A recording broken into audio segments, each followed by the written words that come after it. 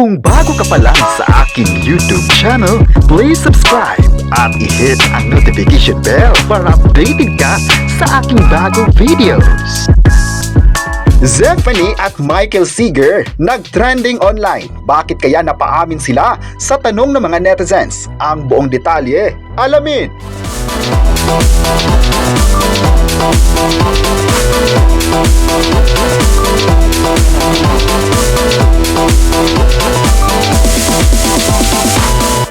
Inamin ng couple stars na sina Michael Seeger at Zephanie na totoong naging super close sila nung nagkasama sa unang proyekto together. Pero sumusumpa ang magkaka-love team na never silang naging magjowa or nagkaroon ng serious relationship. Muling magtatambal sina Michael at Zephanie sa latest afternoon series ng GMA7, ang musical drama na Born to Shine. Kaya naman sa panayam ng ilang members ng media sa dalawa, matapos ang grand press con ng Born to Shine, ay natanong kung naging sila ba.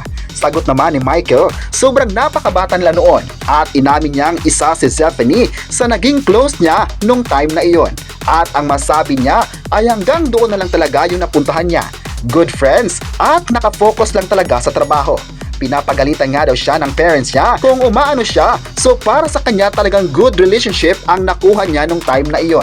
Dagdag pa ng couple star, ang makuha na nila sa ngayon ay yung ibalik ang kanyang pagkakaibigan at yung maging isang co-workers. Magaling daw na nagkasama sila muli sa isang proyekto.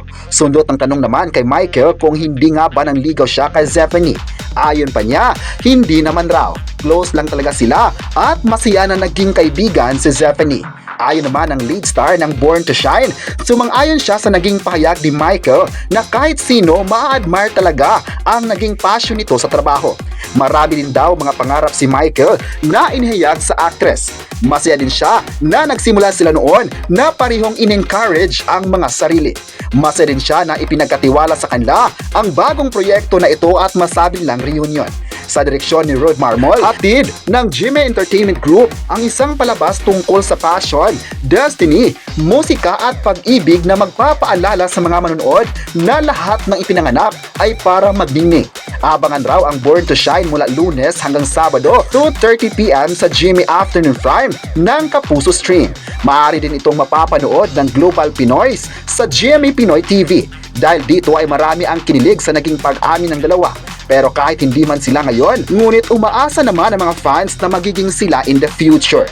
Thankful naman ang mga fans na makitang masaya ang sikat na love team na ito sa TV at kinongratulate nila ang bagong series na ginawa sa Kapuso Network. Kayo, ano ang masabi nyo na may pahayag sina Michael at Zephanie sa publiko? I-comment na kung gusto mo ba sila at huwag kalimutang i-subscribe ang ating YouTube channel.